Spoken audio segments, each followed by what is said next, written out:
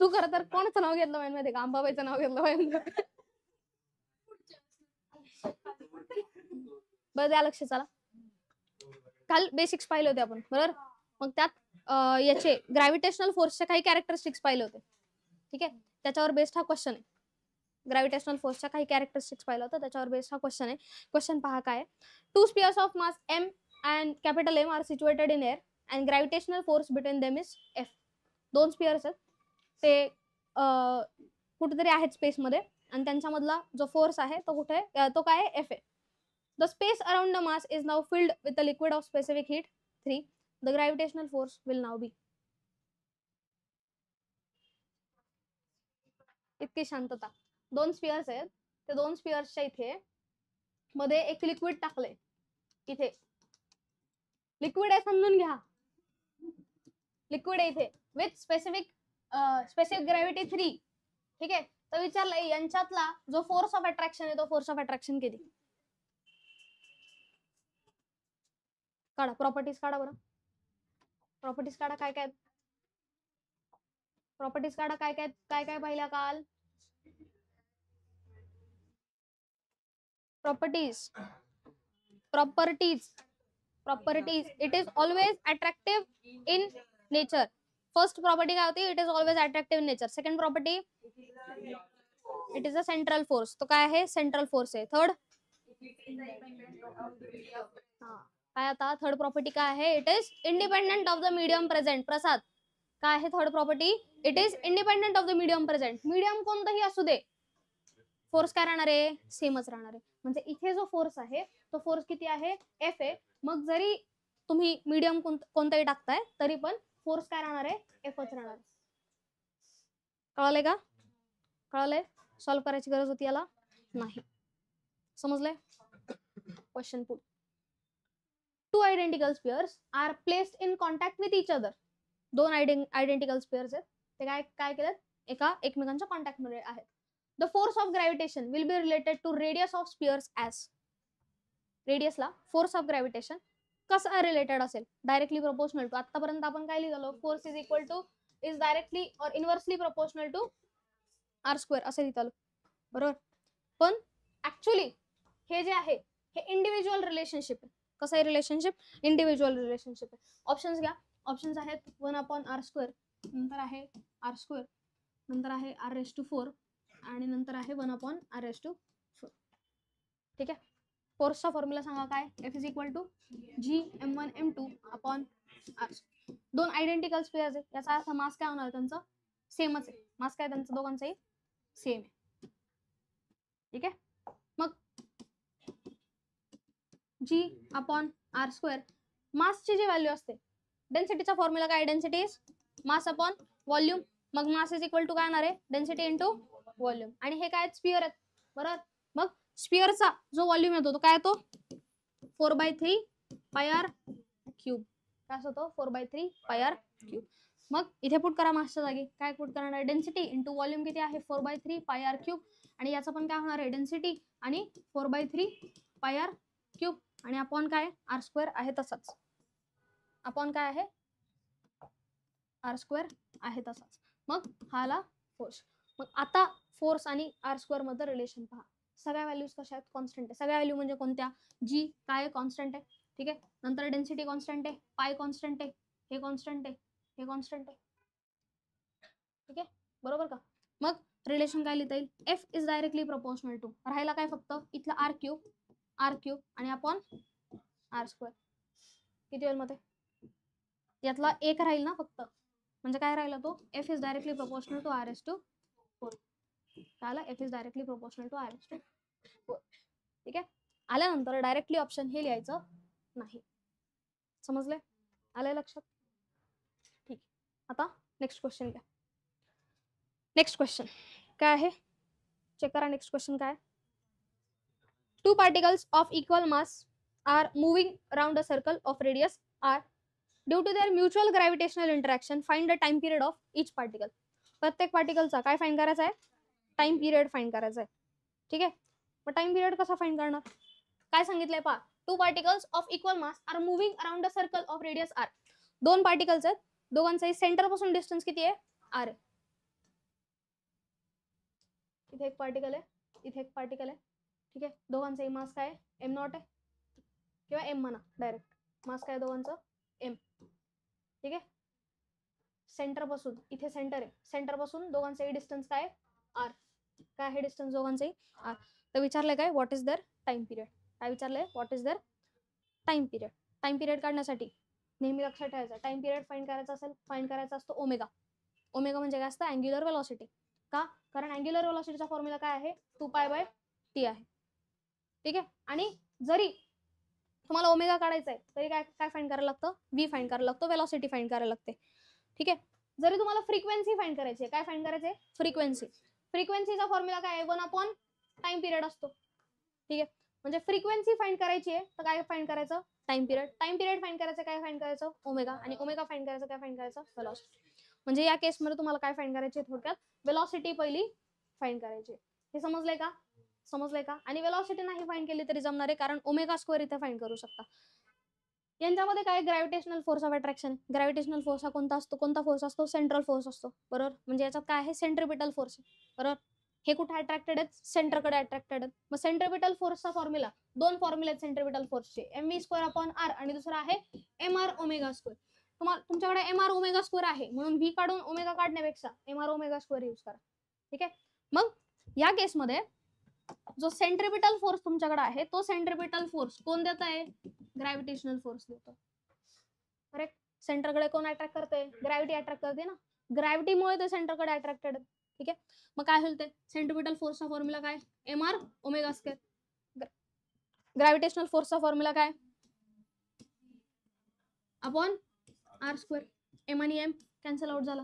ठीक आहे, omega square. R इकडे जाणार आहे, ओमेगा स्क्वेअरची व्हॅल्यू काय येणार आहे? gm/r³. बरोबर, म्हणजे ओमेगा इज इक्वल टू काय मिळणार आहे? Square root of gm/r³. Omega मिळाला. ठीक आहे, टाइम पिरियड काय येतो किंवा ओमेगा काय असतो? 2π/t. म्हणजे t इज इक्वल टू काय मिळणार आहे? 2π/ओमेगा. ठीक आहे, तो इकडे पुट करा, म्हणजे काय येईल ते? t इज इक्वल टू काय आहे? 2π/ओमेगाची व्हॅल्यू काय आलेली आहे? gm/r³. कळालंय का? ठीक आहे, ऑप्शन्स ऑप्शन्स देते मी, ऑप्शन्स पाहून घ्या. ऑप्शन्स आहेत तुमच्याकडं 2π/, ऑप्शन सांगते पाहून घ्या.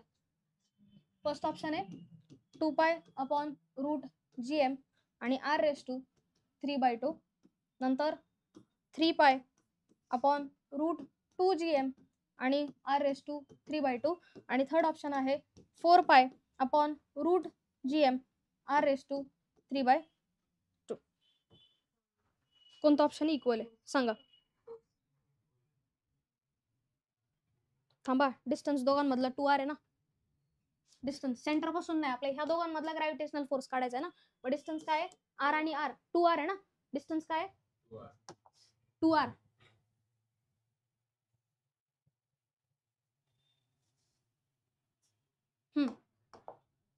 काय आहे ते? 2r चा स्क्वेअर म्हणजे काय येईल ते? 4r स्क्वेअर येणार ते. ठीक आहे, काय येईल? 4r square. आणि मग इथून परत कर. ईश्वरी आंघोळ नाही केली तू, खरं सांगा. r omega square is equal to gm/4r square. ठीक आहे, काय होईल मग आता? r आणि r, omega square is equal to काय होणार आहे? gm/4r³. करेक्ट, आणि ओमेगा काय आला मग? Square root of gm/4r³. आता इकडे पुट करा, इथे 4 आलाय फक्त, म्हणजे इथे काय आलाय? 4. मग काय होईल ते? 4 हा स्क्वेअर रूटच्या बाहेर निघेल आणि काय होईल? t is equal to 2π/gm/r³ square root, आणि 2 स्क्वेअर रूटच्या बाहेर आला 1/2 हा वरती जाईल, काय होईल? 4. म्हणजे t इज इक्वल टू काय मिळाला? 4π/√gm/r³. कुठला ऑप्शन? थर्ड ऑप्शन बरोबर आहे, पण याला कन्वर्ट करायला लागेल ना पहिले या फॉर्म मध्ये. मग कसं करणार? या फॉर्म मध्ये हा स्क्वेअर रूट जर याला दिला, ठीक आहे, स्क्वेअर रूट दोघांना आहे ना, स्क्वेअर रूट दिला तर jm चा स्क्वेअर रूट, ईश्वरी, jm चा स्क्वेअर रूट, याचा स्क्वेअर रूट इथे आला. ठीक आहे, आणि हा कुठे जाईल? इथे मल्टिप्लिकेशनला जाईल. म्हणजे काय राहील मग आता? ईश्वरी काय राहील, T is equal to 4 pi upon square root of GM आणि r⁻³ हा आला टाइम पिरियड. समजलंय का? ऑप्शन कोणतं करेक्ट आहे? थर्ड ऑप्शन करेक्ट आहे. क्लिअर एवढं? Next, 2 particles of equal mass are moving around a circle of radius r. सेमच आहे, बट एक गोष्ट यातली चेंज करायची, फक्त इथे टाकायची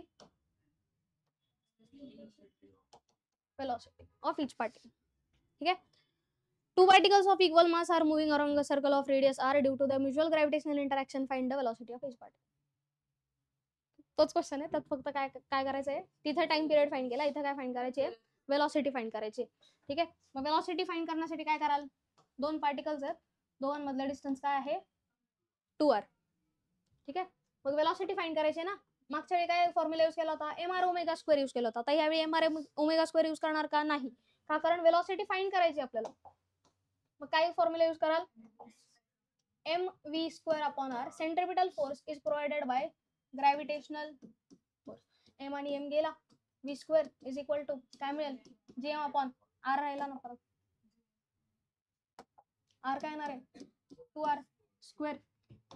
म्हणजे काय येईल ते ईश्वरी, v² पुढे is equal to gm upon 2r² चे काय होणार, 4r² होणार. आणि इथे खाली काय r आहे, हा r आणि हा r गेला, म्हणजे v² इज इक्वल टू काय मिळाला, gm/4r. खतम. आणि मग v इज इक्वल टू काय येईल, स्क्वेअर रूट ऑफ gm/4r. समजलंय का? आलं लक्षात? ठीक. आता याला स्क्वेअर रूटच्या बाहेर घेतला 4 ला, तर काय होईल, half under root of gm/r. एवढं ऑप्शन आहे. समजलंय का? आलंय लक्षात? नेक्स्ट काय बोलते, half under root of gm/r. Next question, 2 particles of equal mass are moving. तोच वेलॉसिटीचाच झाला. ठीक. If gravitational force between two objects were proportional to 1/r and not 1/r², म्हणजे जो ग्रॅव्हिटेशनल फोर्स आपण लिहितो which is directly proportional to 1/r², ही जर condition नाही आता, आणि कंडिशन ही आहे F is directly proportional to 1/r, ही करेक्ट आहे, अज्युम केली आहे. काय केली आहे, अज्युम केली आहे की असं आहे, वेर r is the separation between them, then the particle in circular orbit under such a force would have orbital velocity equal to. Orbital velocity काय असेल, ऑर्बिटल वेलॉसिटी आपण काढली आहे माझ्यामध्ये, चेक करा. ऑर्बिटल वेलॉसिटी काय आली, √gm/r+h. म्हणजे थोडक्यात काय, √gm/r आहे, बरोबर. आणि आता काय सांगितलंय की त्या r मधला एक r नाहीच आहे, मग काय होईल. चला, ऑर्बिटल वेलॉसिटी कशी काढली ते सांगा मला. m सेंट्रिपिटल फोर्स हा इक्वल आहे कोणाला, ग्रॅव्हिटेशनल फोर्सला, बरोबर का, ग्रॅव्हिटेशनल फोर्सला इक्वल आहे, बरोबर. मग r² आहे ना. ठीक आहे. आता काय, आता इथे काय की इथे सांगितलंय काय की जो तुमचा फोर्स जो आहे तो डायरेक्टली प्रोपोर्शनल टू r² नाहीये, कोणाला प्रोपोर्शनल आहे, r ला प्रोपोर्शनल आहे. मग यातलं काय होईल, इथे एक r कॅन्सल झाला, तसंही एक r जातो परत. ठीक आहे. m आणि m गेला, म्हणजे v² इज इक्वल टू काय राहिलं, gm. म्हणजे v इज इक्वल टू काय राहिलं, √gm. म्हणजे v जो आहे तो काय बनतो, इंडिपेंडंट ऑफ r. म्हणजे v is directly proportional to r⁻0. ठीक आहे. v is directly proportional to r⁻0. समजलं काय, समजलं का, काय काय केलं इथे तुम्हाला सांगितलंय काय की अज्युम करा की हे आता काय चुकीचं आहे आणि आता हे बरोबर आहे. मग ग्रॅव्हिटेशनल फोर्सचा फॉर्म्युला काय होईल, एफ इज इक्वल टू काय होईल, gm/r होईल. करेक्ट. अज्युम केलं की r² नाहीये, इथे काय r आहे. फॉर्म्युला काय, gm/r² आहे ना, असा फॉर्म्युला आहे ना. तर त्या r² ला प्रोपोर्शनॅलिटी नाही, आता कशाला प्रोपोर्शनल आहे, r ला प्रोपोर्शनल आहे फक्त. कशाला प्रोपोर्शनल आहे, r ला. मग सेंट्रिपिटल फोर्स कोण देणार आहे, ग्रॅव्हिटेशनल फोर्स देणार आहे. r आणि r कॅन्सल आउट झाला, v² ची व्हॅल्यू काय आली, gm. म्हणजे v इज इक्वल टू काय आला, √gm. याचा अर्थ v कोणावर डिपेंडंट नाहीये, r वर डिपेंडंटच नाहीये. ठीक आहे. r इथे येतच नाही. जर तुम्हाला जर ऑर्बिटल वेलॉसिटीचा फॉर्म्युला माहितीये काय, gm/r, हा फॉर्म्युला माहितीये. तर इथे काय सांगितलं, एक आर काढून टाका, एक आर गेला, काय राहिलं मग, v is equal to under root of g. असंही करू शकता, असंही करू शकता. समजलंय का, आलंय लक्षात नक्की. आगे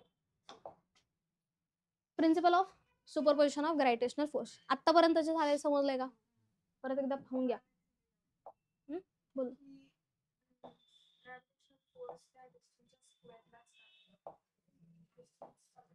आपल्याला त्याच्यावर एक्सपेरिमेंट करायला लागणार. एक तुमच्या 11वीच्या टेक्स्टबुक मध्ये एक एक्सपेरिमेंट आहे, त्याचं नाव नाही आठवत, टेक्स्टबुक दाखवतो थोड्या वेळाने. आहे का टेक्स्टबुक आता तुमच्याकडे? अरे 11वीच्या तुमच्याकडे टेक्स्टबुक नाही? बर ठीक, तर थोड्या वेळाने तो एक्सपेरिमेंट दाखवतो तुम्हाला. याच्यावर अॅनिमेशन पण पाहू आपण. राहू दे, अॅनिमेशन पाहू. इथे ठेव, नाही काढून ठेव टेक्स्टबुक, अॅनिमेशन पाहणार.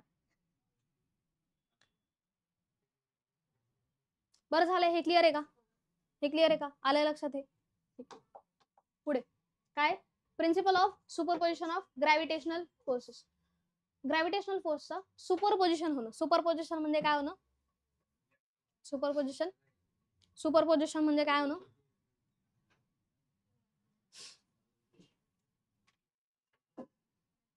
सुपरपोजिशन म्हणजे काय होणं.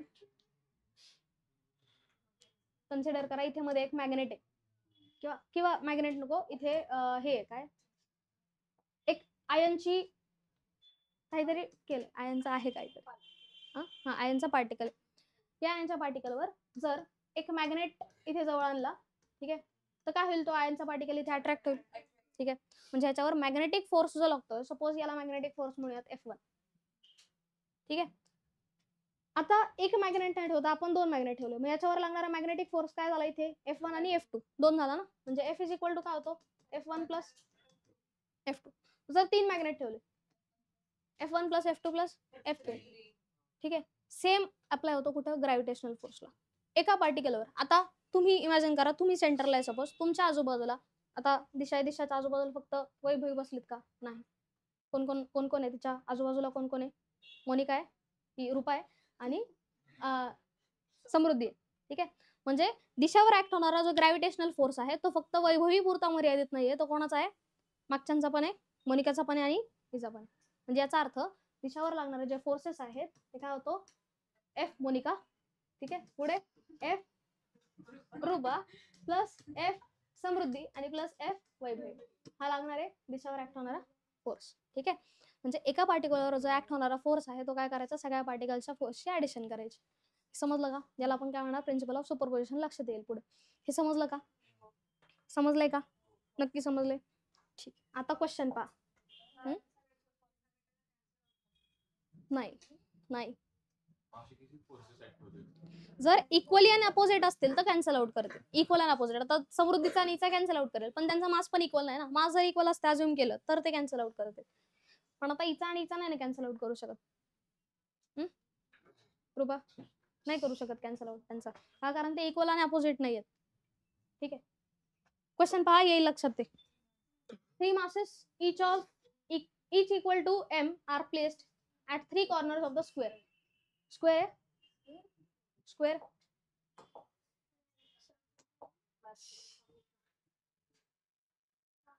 दिसतोय का square,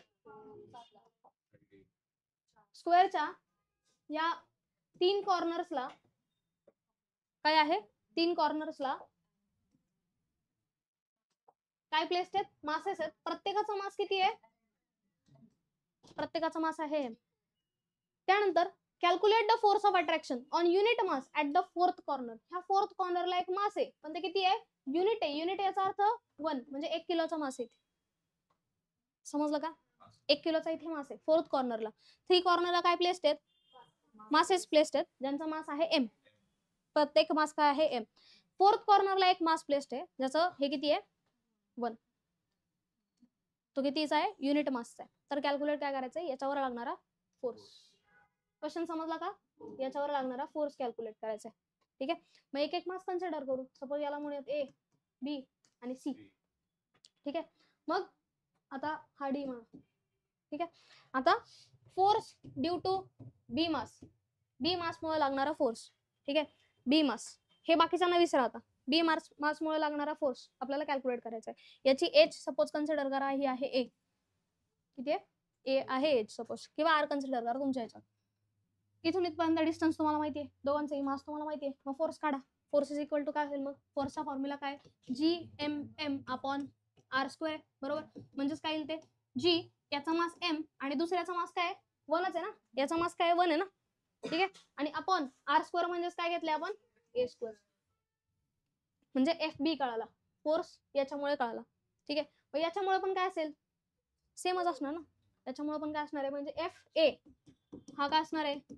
G M upon A square. हा पण सेम असणार आहे. राहिला प्रश्न कोणाचा? या सी मासचा. सी मासचा आणि याचा डिस्टन्स माहिती आहे का तुम्हाला? डिस्टन्स. मग डिस्टन्स कॅल्क्युलेट करायचा. हा काय? Diagonal of the square. Diagonal of the square काय असतो? डायगोनल ऑफ द स्क्वेअर काय असतो? चला, डायगोनल नाही माहिती, ए ए ही काय होणार मग? √2a.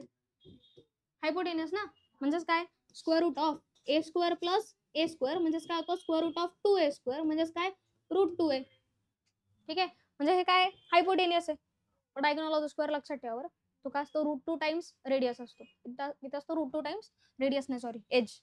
ठीक आहे, म्हणजे काय बनतो तो? 2√a. डिस्टन्स कळालं? डिस्टन्स पुट करा त्याच्यात. Okay, √2a. ठीक आहे, म्हणजे F force due to C किती मिळतो आता? G M upon A square. इथं डिस्टन्स काय? √2a हे डिस्टन्स आहे, म्हणजे काय होईल ते?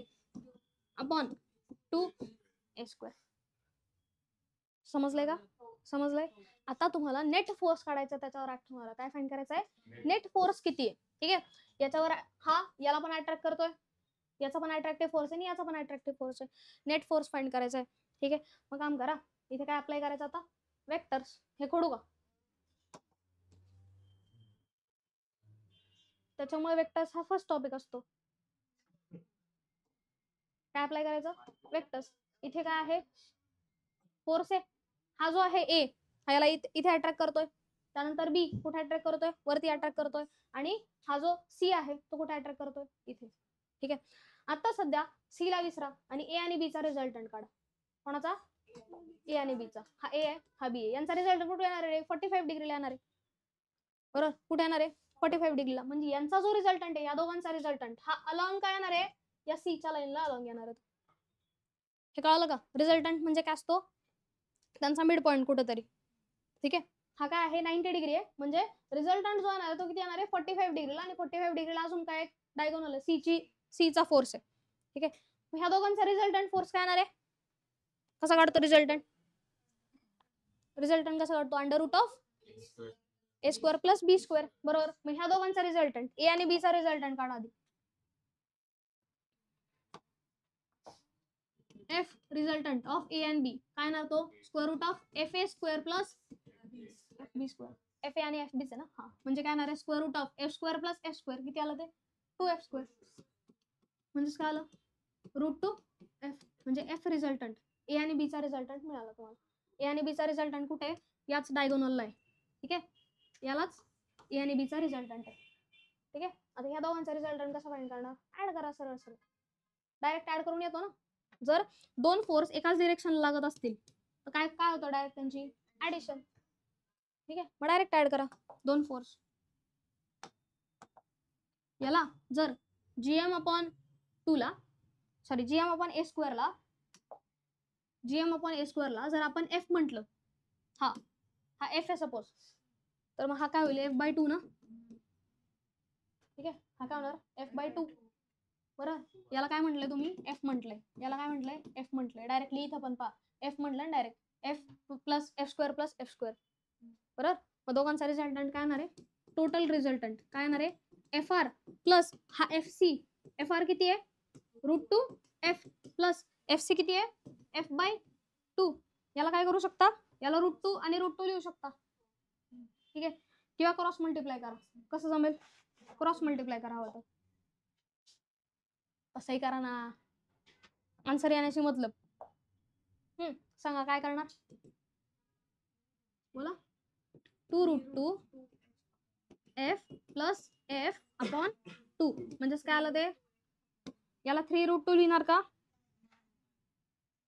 याला 3√2 लिहिणार का, नाही नाही, आधी काय असतं मल्टिप्लिकेशन असतं, 2 × √2 करायला लागेल आणि मग ऍड करावं लागतं ते, आधी ऍडिशन करू शकत नाही. त्यामुळे याच्यात असं लिहू शकता तुम्ही 2√2 + 1 अपॉन 2 × F, हे आलं तुमचं final answer, total force.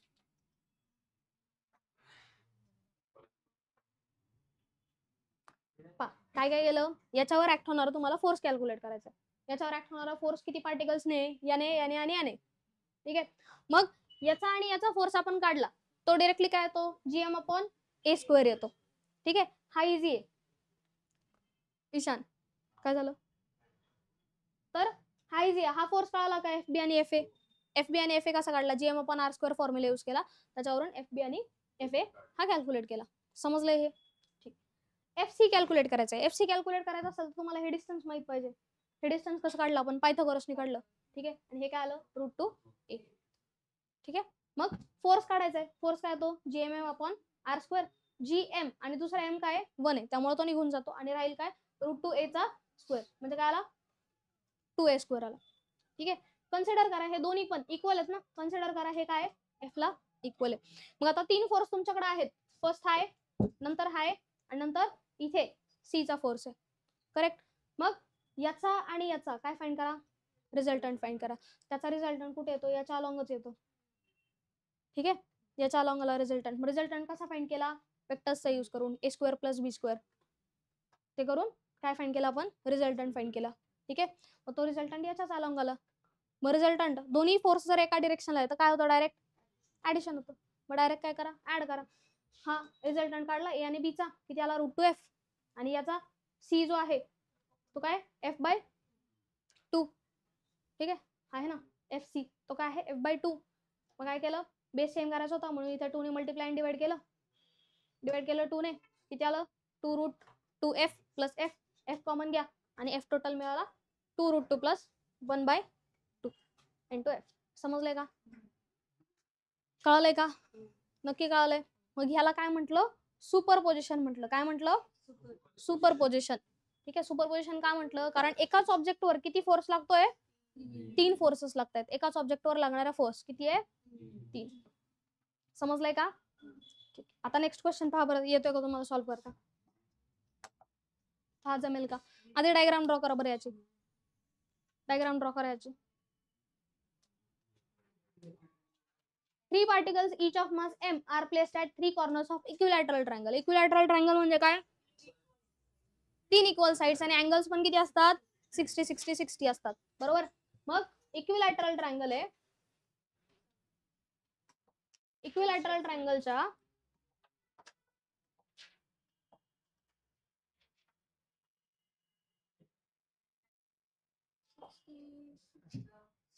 3 particles placed आहेत इक्विलॅटरल ट्रायंगलच्या अशा व्हर्टायसेसला, ठीक आहे. त्यानंतर काय सांगितलंय, एक्स इज सेंटर, म्हणजे हा काय एक्स आहे, ठीक आहे. हा काय सेंटर एक्स आहे. तर from each mass distance x आहे, प्रत्येक मास पासून याच्यापर्यंत डिस्टन्स काय x. If m mass is placed at the center, what will be the net gravitational force on it? याच्यावर ऍक्ट होणार नेट ग्रॅव्हिटेशनल फोर्स काय आहे, याच्यावर ऍक्ट होणार नेट ग्रॅव्हिटेशनल फोर्स काय आहे. ट्राय करू शकता का, बघा काहीतरी विचार करा आणि मग सांगा काय येतं. कोणी का पाणी दे का,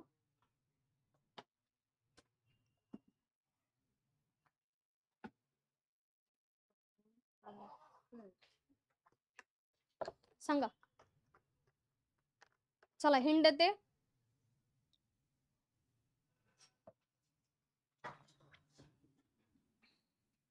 डिग्री असते, त्याचा हाफ केलं तर 30 होणार ते, म्हणजे हा जो अँगल आहे तो आहे 30 डिग्री.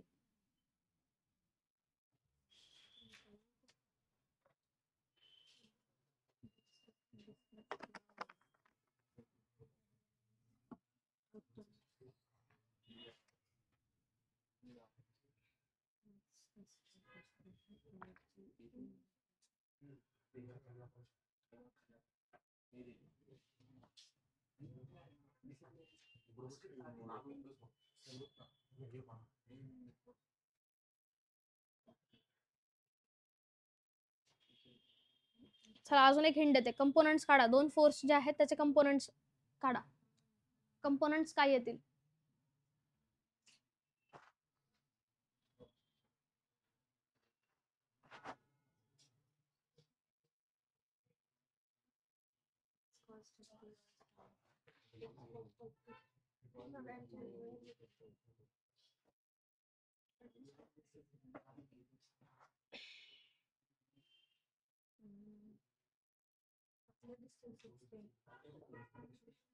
सांगू का? पहा, लक्ष द्या. आता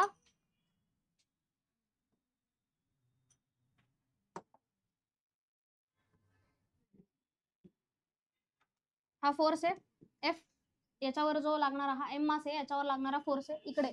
ठीक आहे, हा फोर्स इकडे, हा इकडे, हा वरती. ठीक आहे, कळालं का? कळालं का? त्यानंतर इथला अँगल आपल्याला माहिती आहे. इथला अँगल किती आहे? 30 डिग्री. याचा अर्थ याला जर मी एक पॅरलल ड्रॉ केली, त्या पॅरललचा इथला अँगल सुद्धा काय होणार आहे? 30 डिग्री. कोणत्या अँगलची टेस्ट असते? हा, कोणता अँगल असतो हा? झेड फिगरचा कोणता अँगल असतो? झेड फिगर मध्ये हे अँगल इक्वल असतात. हा, ऑल्टरनेट अँगल टेस्ट. कोणती? Alternate angle. ठीक आहे, तर हा झाला 30 डिग्री. मग हा पण किती होणार आहे? 30 डिग्री होणार आहे, बरोबर. मग हा एफ असेल तर हा काय येतो? F cos 30 degree. ठीक आहे, हा पण काय आहे मग? F cos 30. ठीक आहे, याचा दुसरा कंपोनंट, याचा दुसरा कंपोनंट काय येणार आहे? एफ साइन 30 इथे येणार आहे. याचा पण दुसरा कंपोनंट याच लाईनला असेल, याच लाईनला असेल, तो काय आहे? F sine 30. ठीक आहे, मग आता ज्यावेळी तुम्ही कंपोनंट ड्रॉ करता, या फोर्सेसला विसरायचं. ठीक आहे, तुम्ही जर इथे पाहिलं, या फोर्सला बॅलन्स आउट करणारा बरोबर इकडे कंपोनंट, याचा अर्थ हे काय होतात? एकमेकांना कॅन्सल आउट होतात. म्हणजे जो हॉरिझॉन्टल कंपोनंट आहे, हॉरिझॉन्टल फोर्स आहे, तो हॉरिझॉन्टल फोर्स निघून गेला. ज्यावेळी कंपोनंट ड्रॉ करतो त्यावेळी याला विसरायचा. ठीक आहे, तर हॉरिझॉन्टल फोर्स आता निघून गेले. मग राहिले काय फक्त? Vertical force. वर्टिकल वरती कोणता फोर्स आहे? एफ आहे. खाली कोणता आहे? एफ साइन आणि अजून एक एफ साइन, बरोबर. म्हणजे काय आला? F sine 30 plus F sine 30. F sine 30 plus F sine 30 किती आला? साइन 30 ची व्हॅल्यू काय असते? हाफ, म्हणजेच F by 2 plus F by 2. तो किती आला? एफ. आणि वरचा पण किती आहे? एफ आहे. वरती पण एफ, खाली एफ, म्हणजे एकमेकांना काय करतात? ते कॅन्सल आउट करतात. म्हणजे नेट फोर्स या इक्विलॅटरल ट्रायंगलवर जो सेंटरला ठेवल्यामुळे हे झालेलं आहे, तो काय आहे? 0. समजलंय का? समजलंय का? झेपलं की नाही? भाऊ काय काय केलं तुम्ही? काय काय राडे केलं भाऊ? द्या बरं, कळालंय का? कळालंय का? काय डाऊट? काय डाऊट का? ठीक आहे, घ्या पुढचा क्वेश्चन.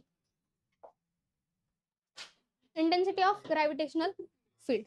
काय असते इंटेन्सिटी? आता हीच इंटेन्सिटी इलेक्ट्रिक फील्ड मध्ये पण लागते आणि मॅग्नेटिक फील्ड मध्ये पण लागते.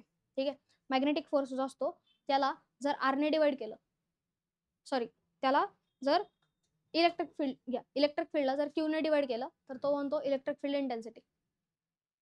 इथे लक्ष द्या. The intensity of gravitational field is defined as the force experienced by unit mass. Unit mass ने एक्सपिरियन्स केलेला फोर्स जो असतो त्याला काय म्हणतो? Intensity of gravitational field. Unit mass ने एक्सपिरियन्स केलेला फोर्स तो म्हणजे काय असतो? Intensity of gravitational field. मग जर सपोज इंटेन्सिटी तुम्ही आय ने डिनोट केली, मग आय इज इक्वल टू काय? Force experienced by unit mass. Unit mass म्हणजे खाली मास येतो. ठीक आहे, म्हणजे किती येतो तो? G M M upon R square, आणि अपॉन एम म्हणजे एम आणि एम कॅन्सल आउट झाला, काय आला तो? G M upon R square. Intensity of magnetic field is, intensity of gravitational field is G M upon R square. समजलंय का? G M upon R square. Intensity म्हणजे काय? इंटेन्सिटी परत एकदा, intensity of gravitational field is defined as force experienced by unit mass. कळलंय का? एका unit मासने किती एक्सपिरियन्स केलेला जो फोर्स आहे त्याला काय म्हणणार? Intensity of gravitational field. समजलंय? नक्की कळालंय? नक्की कळालंय? हे इंटेन्सिटी लक्षात ठेवा. ग्रॅव्हिटेशनल आणि याच्यात सुद्धा येईल कधी ना कधीतरी. समजलंय का? आणि आता principle of superposition of gravitational field. ही जी इंटेन्सिटी आहे त्याला दुसरा वर्ड आहे ग्रॅव्हिटेशनल फील्ड. ठीक आहे, काय आहे gravitational field. Acceleration due to ग्रॅव्हिटीचा फॉर्म्युला काय? हाच येतो.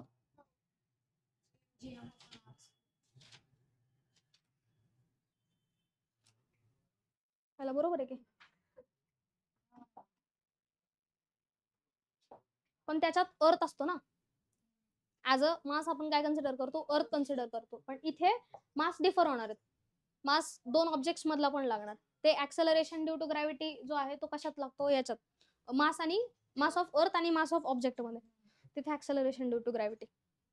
ठीक आहे, समजलंय का? आणि याच्यात फक्त काय आता principle of superposition of gravitational field. Superposition of gravitational field मध्ये सेम तीच कन्सेप्ट, जशी फोर्सेसची कन्सेप्ट होणार आहे तशीच होणार आहे. जी इक्वॅलंट इंटेन्सिटी असणार आहे ती काय होणार आहे, intensity due to first object plus second object plus third object up to infinity, जितके ऑब्जेक्ट असतील तितके. ठीक आहे, ही झाली काय इंटेन्सिटी ऑफ ग्रॅव्हिटेशनल फील्ड. समजलंय का? समजलंय का? ठीक आहे.